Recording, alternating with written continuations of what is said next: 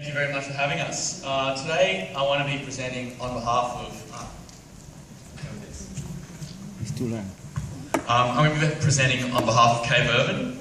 We're a group from Australia, and Nikki, who is here with us, and Juan Pablo are the other two key members of the team. Though we find that during project times we can have many more collaborators working with us. And at this point, I think we've had about 200 volunteers over the last 2 years. So for us, our journey began with research. We started off looking at traditional vernacular architecture from Australia, and in particular, we became fascinated with the idea of temporary structures. The idea of creating works that would be around only for a short period of time in celebration of particular events. From that, we created a research folio that some of you may have seen. And this is where we started to come across bamboo as a material. Several years ago at Antwerp, Nick went and she met an artist called Georges Cavelier, who had done a sculpture out the front. And so one of our first experiences working with bamboo was inviting Georges to come to Australia and collaborate with us on creating this bridge at the Woodford Folk Festival. And Georges, he taught us this connection method here. It's a method that's been around for centuries. And it's something that we find particularly useful in our projects because it allows us to quickly assemble structures and disassemble them without any waste, allowing for a complete reuse of the rope, of the splits and the bamboo. And from that work, we started to, develop a style and an idea of bringing bamboo to an urban environment. In Australia, it's not exactly a culture that has a strong connection to bamboo. For most people, especially living in the cities, they would never have been in a bamboo forest. And so our works often deal with being able to touch the material, being able to see it come into the ground, and trying to give you that immersion of actually being inside a natural ecosystem. Often also, because we're working in these urban environments, we can't connect to the ground. So our footing systems always have to be slightly different. For this project, we were using the bamboo as you might use a broom, if you think about the friction that you have as you drag it along the ground. And it was also a light celebration, so how we integrate light and other ways of interacting with the sculpture. And then this is another work we've done last year down in Sydney. This is the Bondi Beach, if any of you guys know that. It sits up on the headland for an event called Sculpture by the Sea. And it was another opportunity to put bamboo into mainstream consciousness. In this case, it's a 12-metre high tower. And in order for us to be able to create these works, it requires quite a high level of engineering. Obviously, we don't have a building code for bamboo in Australia, and so our means of working with the material is that we create these artworks as experiments. And each time we create a work, we'll test it structurally. And we record that, and working with our engineers, we're able to then use that as precedence for the next work that we create. And in this case, being out on the cliff top, it was exposed to really strong conditions. At one point in time, we had 100-kilometre-hour winds coming through. And so we were able to add the rope ties, like stays, like a sailing ship, to add the stability of it, even though we thought that it would be fine to handle it without it.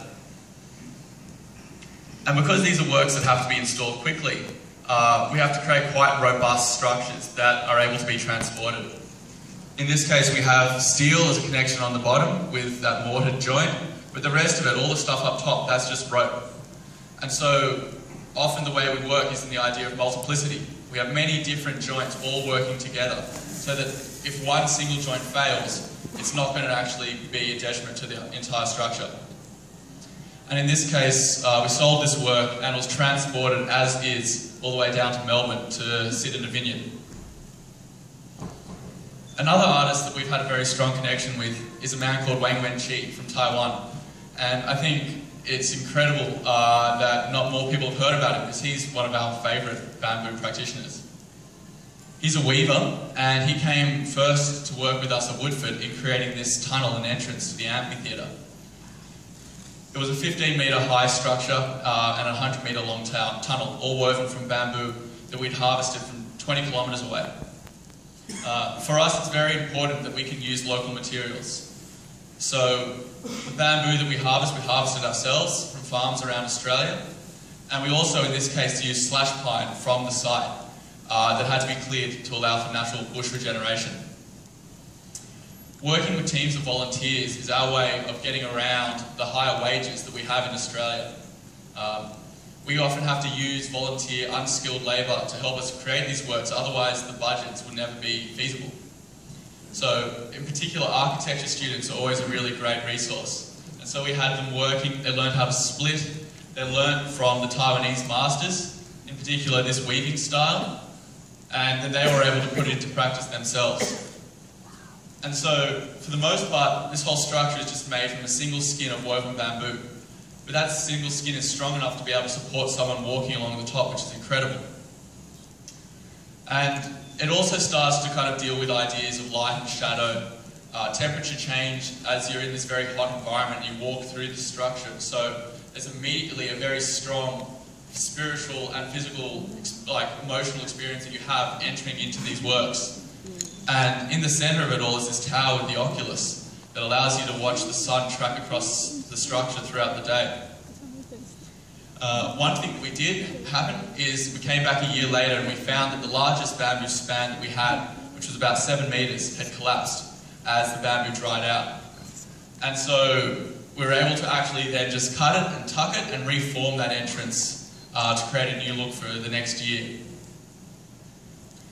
This is the work we did the year after with Weng Wen Chi, called Woven Cloud. And again, it's another entrance piece. And in this time you can see there's more pine involved, because we're using that as a structural member to support that woven bamboo as it does age. And the centerpiece of that was a large, I guess you could call it a cloud, that sat 15 meters up in the air. And you can see Wen Chi here working on it. And it created a tranquil space that allowed the participants of the festival to pause upon entering, and a bit of an escape and a respite from the heat. More recently, we've been down in Tasmania, and we created this work for Mona. It's a museum down there. And we did this working with university students at the University of Tasmania. Again, we were able to take these guys through the entire design process, and it was really useful being able to work with students and show them, I guess, bamboo as a different means of design. We created prototypes as our main means of designing the structure. As I'm sure many of you know, bamboo, being a very organic material, is often very hard to, I guess, recreate on a computer or in drawings. So our main means is to work through models and then translate that into reality. Also, by having the students have to build the models for us, when it came to actually building the structures, they already knew what they were going to be doing. And so we saw quite a strong transition from these models into creating these structures on site. In this case, these are a series of woven pods that we've done as breakout spaces for people to be able to sit around and put across different ideas for this special event that we had created this for. And this was, I guess, an event for people to come together and express ideas. So we created a central space. If you've never been to Hobart, it's freezing cold. So creating bamboo structures in the freezing cold was a slightly interesting challenge. So with the work of a Chilean sculptor, we created a large furnace in the middle of it all to keep everyone warm. And we also had to roof this structure.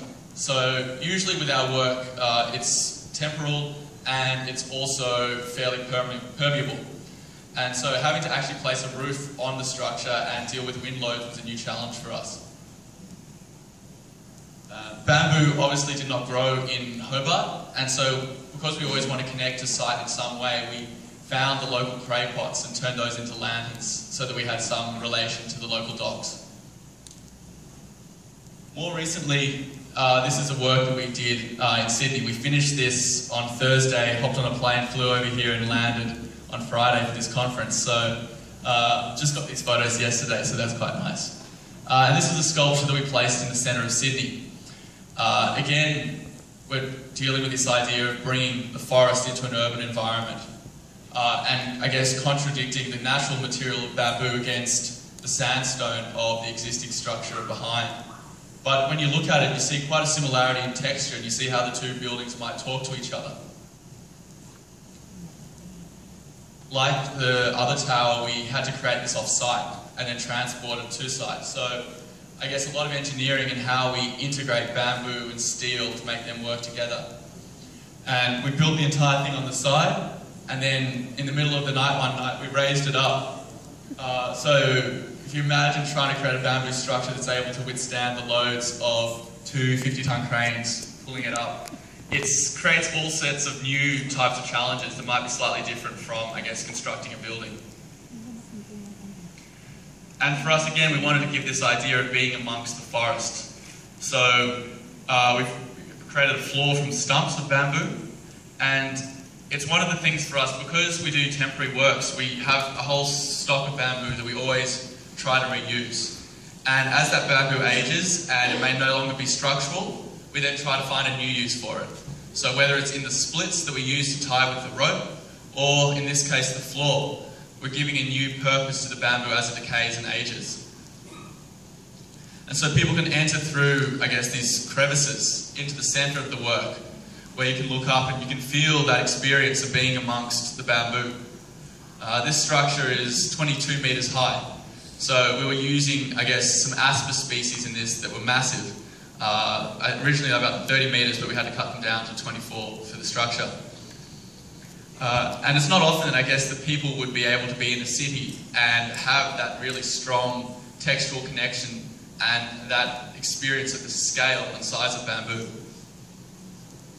So for us, this is our way of, I guess, introducing bamboo to Australia. We want to create works that are different, perhaps, from what people might usually see, and also maybe question their own understanding of what bamboo is as a material and how it can be used. Moving forward, I guess we start to want to intersect the art that we've been doing with architecture. And this is a proposal that we've got underway at the moment for an amphitheatre up at Woodford. And it's trying to bring together a whole series of different types of materials. We love bamboo, but we also love other materials, especially those that we can find on site. So here we are using rocks that we can quarry off the site. We're using the timbers from trees on the site, and we're using the bamboo from just down the road.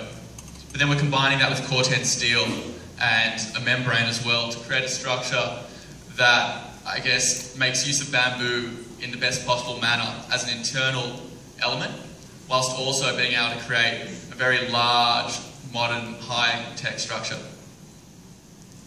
And I think that's all I'd like to say today. Thank you.